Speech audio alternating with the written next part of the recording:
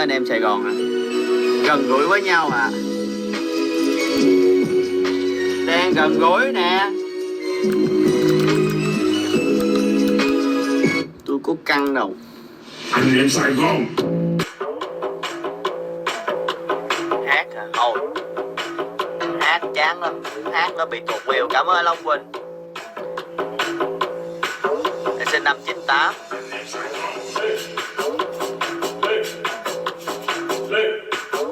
Gần qua màn hình quá à.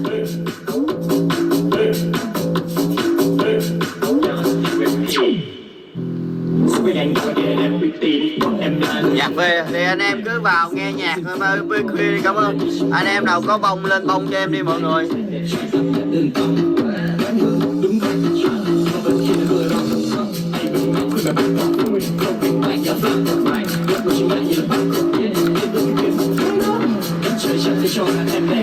Chị em cách nạp anh không biết nạp này sao nữa.